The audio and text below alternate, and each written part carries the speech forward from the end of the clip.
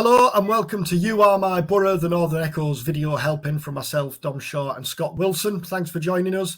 Please remember to subscribe and like along and comment, and we can discuss anything that you want us to discuss about Boro. Thanks to those who tuned in and watched our video with Stuart Downing last week. That seemed to go down well. He was great, wasn't he, Scott? Yeah, he's always good, isn't he, Stu? You'll get some former players who you kind of chat to, and it's like they've never kind of moved on. But Stewie, to be fair, he was always really approachable and that as a player. But now he's just dead open, loves a chat, dead humble. You forget that's someone who's played for England. That's someone who's been at the real top, and yet he's just a lad from Boro, isn't he? It's good crack. Yeah, good crack. We all fancied Boro to get something at West Brom. That didn't prove to be the case. A nightmare start, really. Daryl Dutler with a couple of goals inside 10 minutes. It's that old Mike Tyson line, innit? Everyone's got a plan until you get punched in the face. And that was pretty much how it turned out for Boro, innit? You don't cater for going 2-0 down inside 10 minutes. It was, wasn't it? It felt like an afternoon where, to all intents and purposes, it was wrapped up inside, like you say, the first 10 minutes. It's a disappointment, isn't it? Because like you say, I think we all fancied Bury to go and get a result. They've obviously been playing so well. But when you take a step back, you've got to say, look, it's really only, as we've alluded to on previous vids, it's really only the second real setback under Carrick after probably the Sunderland game. They haven't thrown in very many under-par performances. And to be fair, this wasn't a horrendously under-par. West Brom are a good side. There's every chance West Brom will finish in the playoffs. They probably should. They probably would if they'd had a different manager in from the start of the season. So it's not like that they've gone and massively underperformed against a side who they had every, right to go and wipe the floor with. That wasn't the case in this game. They were, a really bad start, and then just not really enough to get back into it against a side who, like I said, there's a very good chance they'll end up playing against in the playoffs. So I think with the run that they've been on, you've got to say, okay, draw a line under it. It's happened. Bad day at the office. Really good chance to put it right with a home game against Reading at the weekend. Let's kick on. Let's move forward. We'll get to it in a minute, what it means to the league table and everything. That's almost a different conversation. I think internally, Michael Carrick will just be saying, look, disappointing, bad day at the office, a couple of things we can learn from it. Obviously, the defending in the first 10 minutes wasn't good enough. But beyond that, no great worries, no great shakes. Let's get back on the horse at the weekend. And the reality is, Boro were going to lose. Paul Heckingbottom said it, didn't he, after that Sheffield United Boro game? We're going to lose games. We're not going to win every game between now and the end of the season. You almost become a little bit complacent because Boro have won so many. Unless you're Burnley. Yeah. There's no way rewriting the script. Yeah. But there was no way Boro were going to win every game between now and the end of the season. And when you looked at Boro's fixtures, that West Brom away undoubtedly looked like one of the more difficult games. Yeah, absolutely. You're right. You're going to lose a game. It's probably going to be an away game. It's probably going to be an away game against the side in the top half of the table. Well, bang, bang, bang. That West Brom game ticked all the boxes. So yeah, disappointing, and we probably didn't really see it coming. But it's not a season-defining result in any way, shape, or game, is it? Yes, it makes it much harder for them to finish top two. We know that. Arguably that was a bit of a long shot anyway. The key thing now is, draw a line under it, move on, get the momentum back. Because if it is going to be the playoffs, then as we know, these next 2 months are going to be crucial in terms of building the momentum and getting the team where you want it to be to go into those playoffs. I thought that was really interesting what Stuart was saying last week about the kind of how you go into the playoffs and if it's pretty obvious from 2 or 3 weeks before the end of the season that Boro are going to be in the playoffs. But maybe might still have a chance of catching top two, but don't. It's kind of important how you handle that dynamic, really. You don't want to go into the playoffs with an air of disappointment. But I think the beauty for Boro is, it's 4 months this week since Carrick's appointment. Had you said back then, and I know we can keep saying this, but had you said back then that you're going to lose at West Brom at the end of February, which is going to be a dent to your hopes of catching Sheffield United in second place. Yeah. You'd have wondered how many pints deep there were, wouldn't you? There was absolutely.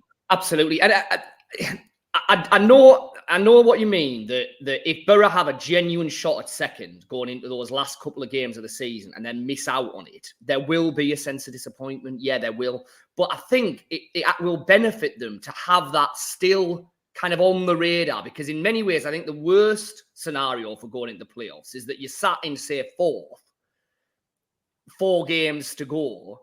You can't catch second. You can't drop out. Then I think that's when teams do sometimes get stale and go through the motions and lose a couple of games.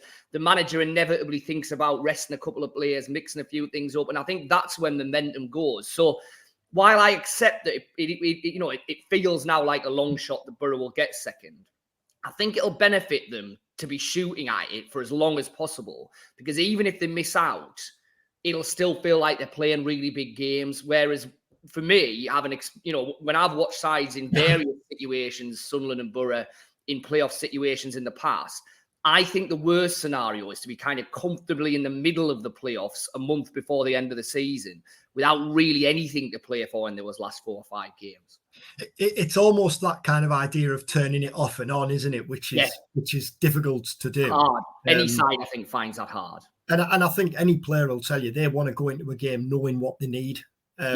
Kind of going into a game, it's all, everyone's human at the end of the day, aren't you? If you're going into a game in the back of your mind, we want to win this game. Well, the number of times we've seen teams in all divisions that have been wiping the floor with sides through the season, they win the league, and then the last 2 games they're an absolute shambles. And it's like you say, it's just because that mindset for professional sportsmen must be really difficult when everybody's saying you're a professional, but your job's done, isn't it? Your job's done, and I just think that's the hardest situation to be in for me going into playoffs, because you're thinking, well, we've got a really big game coming in 3 games' time, and these 3 between it mean nothing. So I think that can be tough.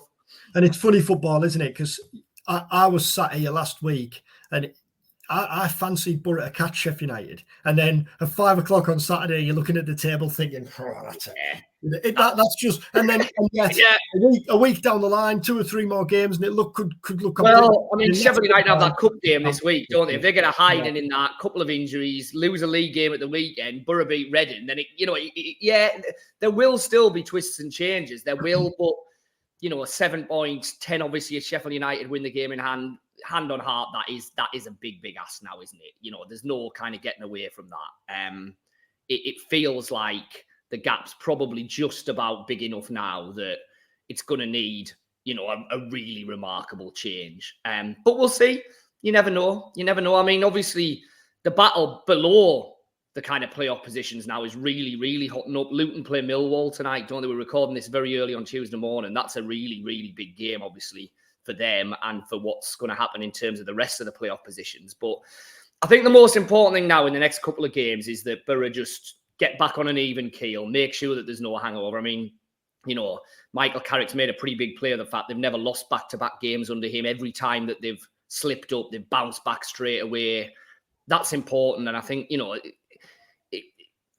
it's a big game this weekend purely because of that they just have to show that, this was just a blip that you can completely write off. I think that's been a couple of things. When you're looking at the table there, that it was a huge result for West Brom, because after that immediate surge that they had under Corberan, they'd had not a blip, but they'd drawn a couple of games, hadn't they? And they were suddenly in danger of being cast adrift a little bit. And I think it was a massive weekend for Sheffield United, because the mood music had changed, hadn't it? Not just us. You only have to kind of read the questions that Heckingbottom was getting asked every week. It was undoubtedly a topic of discussion there as well. But just touching what you said there, I think that's been and there's plenty of competition, but arguably the most impressive thing under Carrick, the way they have responded to those setbacks. In his first game, they conceded the last-minute goal to Preston, bounced back to win at Hull a few days later after that Burnley defeat, which was kind of a bit of a sobering one, because although Burnley are Burnley and running away with it, it was probably kind of the first test Boro had after they were at that stage. Yeah. At that stage, Boro was still a bit of an unknown quantity, weren't they? We didn't know whether they were going to be able to go on and challenge for promotion. Correct. Yeah. But then after that Sunderland game, that Watford game, was a huge game, wasn't it? And that arguably the performance, other than Sheffield United, but at that stage, it was the performance of Carrick's tenure so far, wasn't it? That it says a lot about the head coach, the staff, and the players, doesn't it? And it will give them confidence going into the Reading game. And I think it shows the confidence that Carrick's got within the squad and the group as well, that, you know, he's never, after a defeat, felt the need to rip things up or massively change things or really address things. So that says to me, A, he's got confidence in the players, and he genuinely believes in what he's doing, and B, he thinks these results are just the kind of one-off results you get in the Championship, and he doesn't think they're indicative of more deep-rooted flaws that you would need to address by changing tactics or personnel or whatever. And I think he's right. I think everything we've seen so far suggests that every time Boro have lost, it's just been, well, you're not going to win every game. You're going to have losses in the Championship. It hasn't been because there's a massive problem with the defence, or they've stopped creating chances, or, whatever. So there could be tinkers at the weekend. He's started to do that a little bit, hasn't he? Obviously, Barlaser, you've got the Fry McNair question at the back. There's a couple of little selection things, but you're not going to see 4 or 5 changes and a real knee-jerk, right, let's rip it up and do something completely different just because they've lost at West Brom. And that, that has to be the right way to go, doesn't it? We can talk about Reading in more depth later in the week, but I watched Reading at Sunderland recently. And a bit of an early warning, really, that if Boro don't score an early goal, it has every chance of being a horrible watch because Ince was unapologetic about the fact they'd came up to spoil things at the Stadium of Light, and they were very, very nearly successful in doing so. Yeah. It's going to be one of those Championship games, isn't it? Yeah. I mean, yes, that's the way that Reading have tended to be under Ince. I mean, obviously, I've got to admit, I had Reading down as probably relegation fodder at the start of the season. I think a lot of people did. There was obviously the transfer embargo situation. It felt like that they were cobbling a team together at the last minute. Now, for the first 2 or 3 months of the season, in fairness, they were superb. I mean, they were in the top 6, weren't they? Really early on. They've obviously kind of regressed to where you would expect them to be to a certain extent.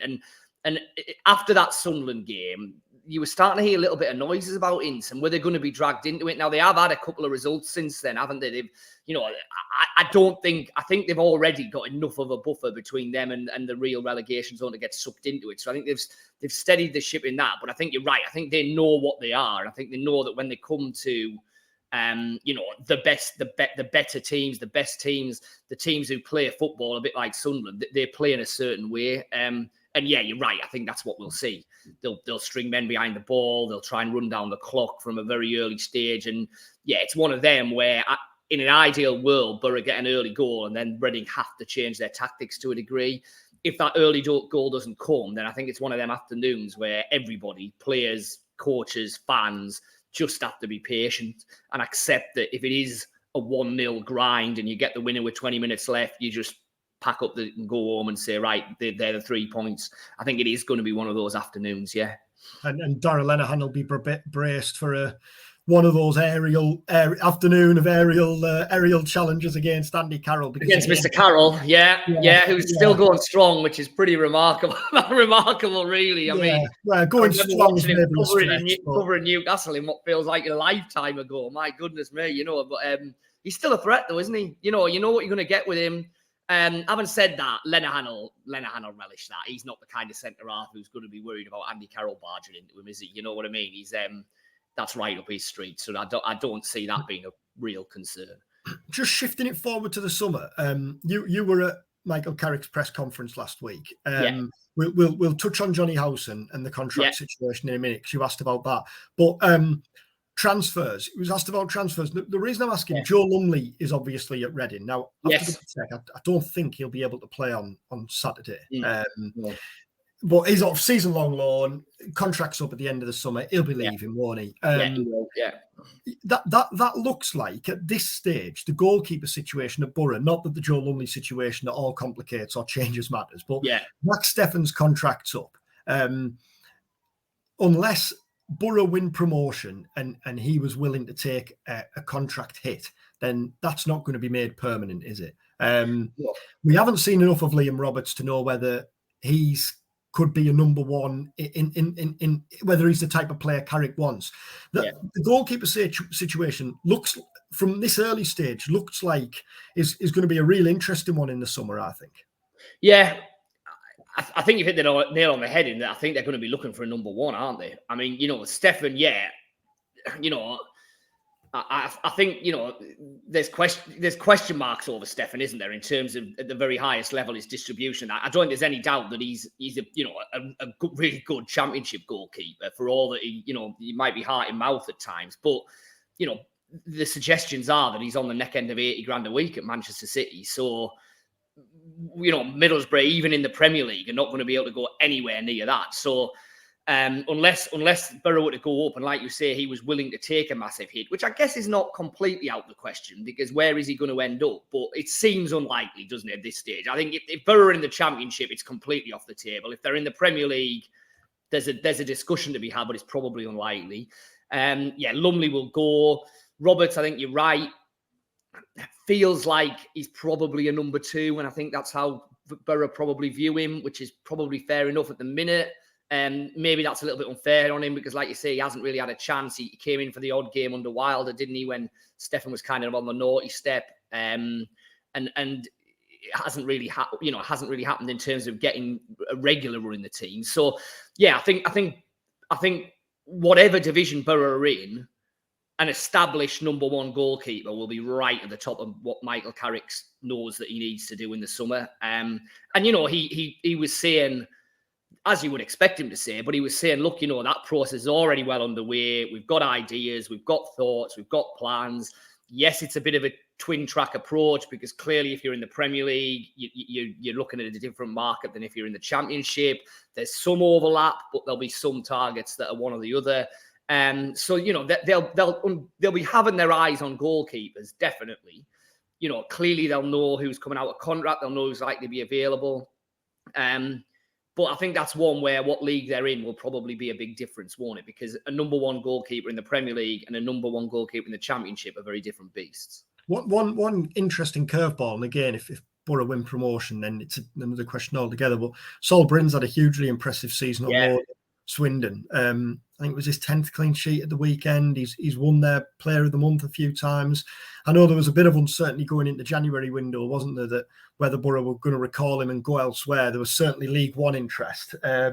Barnsley and Portsmouth were among those who were kind of keeping a look on things there. And I think Boro decided to do with Bryn what they've done with Coburn, whereby, he's playing, he's in a good place. Coburn's actually been on the bench the last few weeks, Andy, which we can talk about. He has, another one. But again, everywhere Bryn's been on loan, he's been hugely impressive. Everything you hear is positive. And yet it's hard to judge because A, we've never seen him at this level, and B, I can't really comment on how comfortable he'd be doing what Michael Carrick wants him to do, just because I haven't seen loads of him. But then you can only go on what you're told, and that is that it's hugely positive. Again, if Boro go up, then that seems unlikely. A player who's out on League Two on loan now. But again, you were talking recently about Carrick and Hayden Coulson and wanting to look at him in the summer. Wouldn't surprise you if he did that with Bryn, would he? Had a closer look at it. Any decisions. I mean, you've got the three, haven't you? You've got Sol Bryn, obviously. You've got Josh, as you said, and then you've got Hayden Coulson. And with all three of them, they're young, but they're not that young. And so it feels like next season will be make or break for all three of them in terms of Boro, because they're at the stages of their careers where if they come back to Boro and then they're either not getting in the team or another loan's on the agenda, then that kind of feels like that would probably be the end for them in terms of their Boro chances and Boro careers, doesn't it? Now, again, Michael Carrick's been pretty open. In fairness to Michael Carrick, he doesn't really know these three lads, does he? He's watched them, he's done his scouting, he'll watch the videos, but he's not been up close and personal with them. He doesn't really know them. So, his view, quite rightly, is, look, I want to get them in the building. Let's have a look at them, see how they integrate with the group, see where I think their levels are at, and then we'll make a decision, which is the right and fair thing to do. I think you're right. I think if Boro are in the Premier League, it's hard to see how any three of them are really going to break in. Josh Coburn could be a squad player in the Premier League.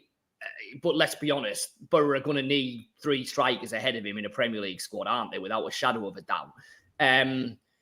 If Boro are in the Championship, then that's a different conversation. And suddenly, yes, Saul Bryn's on the table, Josh is on the table, Hayden Coulson's on the table, I would have said, for potentially kicking on and being part of the first team group. So, yeah, I think that will be interesting. And again, with Saul in particular, he's had a number of kind of loans now, hasn't he? He's almost done his grounding. For his career, he needs to either kick on and get a chance at a higher level, or I think he needs the chance to sign a long-term contract somewhere and say, right, this is me for the next 3 or 4 years. This is where I'm going to make my career. And I think that will happen this summer, won't it? It feels like it. I think with all 3 of them, it'll come to a head this summer. And from those at the start to those nearing the end, you don't want to say at the end, because every year we talk about whether this is the end for Jonny Howson, and still he looks nowhere near it. And I spoke to him just before Christmas at an event at the Riverside, and he said then, that retirement absolutely isn't in his thoughts. And why would it be? He's playing every week, captaining a team at the top end of the Championship. But again, made more league appearances than any Boro outfield player, any other Boro outfield player, which, he's played more minutes this season than anyone. But as is the case, seemingly for the last 3 or 4 years at this stage of the season, we're talking about kind of Jonny Howson's future. And you asked Carrick about his contract situation last week. Yeah, well, it was obviously off the back of Tommy Smith signing his deal. The obvious one is, okay, so where's things at with Jonny? And to be fair to Michael, he kind of answered it quite cutely without really answering it. So, he kind of said, look, it's ongoing. It's been an ongoing process right the way through. We know what Jonny is. We know what he's all about. He knows what we're all about. It's a process that's ongoing, no more than that. Which I thought was, fairly interesting in that I don't think it's a surprise that they're going to leave it to the end of the season, because that's what they did last year. Howson's obviously very comfortable with that. In a way, it suits everybody. Without really wanting to say it, because in fairness to Michael, it's probably not the right setting to say it. But my sense with that one is, again, it depends what division they're in. If Boro are promoted, then can Jonny Howson hack it for a whole season in the Premier League with the greatest will in the world and as fantastic as he's been? Probably not, because more so than ever now, the heart of a Premier League midfield is all about legs. It's all about energy. It's all about getting up and down. It's all about the press. So, I think even then, I think there'd be a case for having that know-how and experience. I still think in the dressing room, it's whether he'd be happy. It's whether he'd be happy in that. It's whether he'd want that, isn't it? Because that's the other. That's the other debate. If Jonny Howson thinks he's got 1 or 2 more years left in him, does he want that to be on the periphery of a Premier League team? Yes, important in terms of the squad, but maybe not really getting a kick on the pitch. Or would he rather stay in the Championship somewhere else and potentially be the captain of that team and play every week? That's a discussion that they would have to have. I think if Boro don't go up, I think they'll snap Jonny Howson's hand off to have another year with him, because he's shown he's more than capable of doing it in the in the Championship. And like you say, you suspect that if Boro don't go up, it will be a summer of signing predominantly young players, relatively cheap, but who rough diamonds who they think they can, develop and improve, a little bit like the Sunderland model, if you like. And within that, you need experienced pros in and around that. So I think Jonny Howson's worth his weight in gold if that's the route that you're going down. But I suspect that's why I don't think we'll get a decision on Howson until the end of the season, partly because that just seems to be the way that he's comfortable doing it, but more so because I think Boro do want to wait to see what league they're in.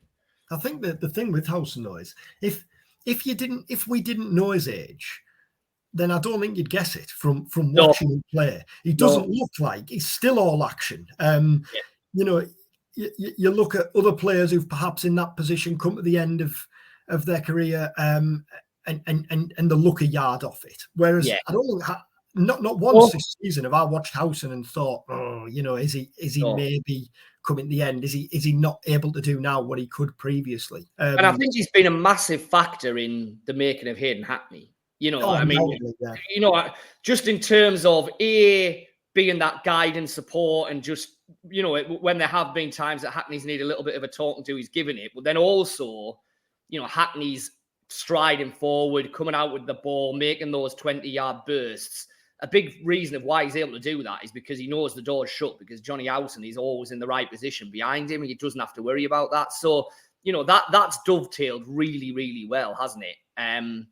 So, again, would you be loath to give up on that? Yeah, probably. But as you rightly say, there's two parties in this, and a lot will come down to what Jonny Howson wants to do and whether he thinks he'll genuinely be playing games for Middlesbrough next season. And I suspect a lot of that will depend on what league Middlesbrough are playing in.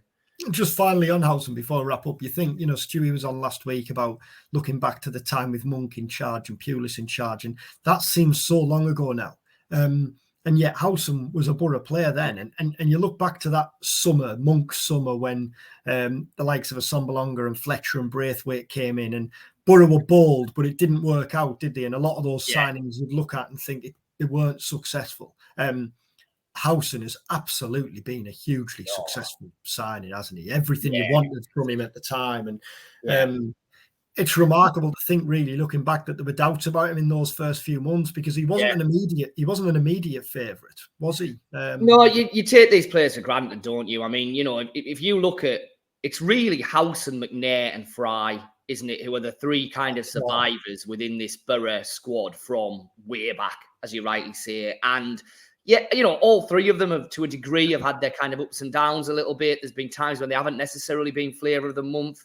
Jonny Howson was playing right back or right wing back, wasn't he, at some stage? Was that under Warnock? I think it was, wasn't it? Warnock? We'd have to check. We'll have to have a look, but he did have that weird kind of month period where he was kind of playing right wing back, didn't he? Yeah. But so they've been on a journey. But in terms of what they've given this football club over the best part of a decade,